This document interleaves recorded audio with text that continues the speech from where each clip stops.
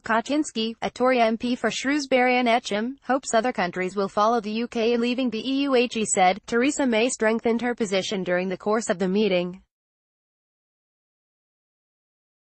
She said something very important and other MPs echoed it. Basically, we need to get behind the team captain, allow her to negotiate on behalf of UK, then bring back the final settlement, and then we as individual MPs will have to decide whether or not we can support that deal. She said something which resonated with me. She said, "Every time there is a noise off from the House of Commons or the Parliamentary Party, the European Union will use that. These are very, very intricate and delicate negotiations, and any deviation from the British line that the EU can use to their advantage, then, of course, they will do so. We are becoming a petri dish.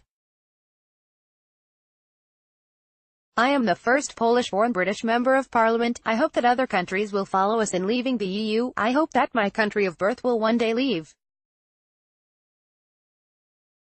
This is a battle of wills between sovereign nation-states and the EU, and how Britain excavates itself from the EU will be a test bed as to whether or not others will follow." Sadiq Khan will meet Michel Barnier in Brussels on Friday, the latest in a string of British politicians from across the Brexit divide to hold talks with the EU's chief negotiator.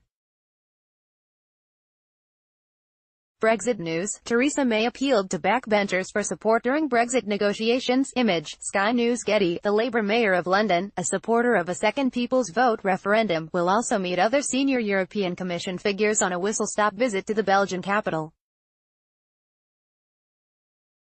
London voted heavily in favour of Remain in the 2016 referendum, and Mr. Khan has voiced concerns about the impact of Brexit on the city, a global trade powerhouse.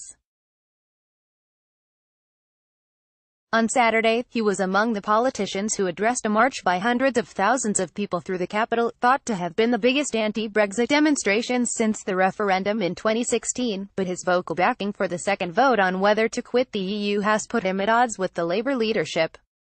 Various frontbenchers have insisted a second referendum should only happen if the government fails to get a Brexit deal through Parliament and refuses to call a general election. Mr. Khan's meeting with Mr. Barnier comes a day after several senior figures from the smaller political parties met the negotiator in Brussels.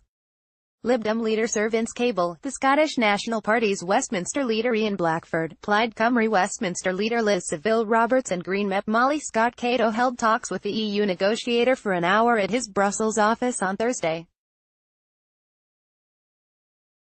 Last week, Tory pro-Brexiteers Ian Duncan Smith, Owen Paterson and Lord Trimble spoke with him in the Belgian capital.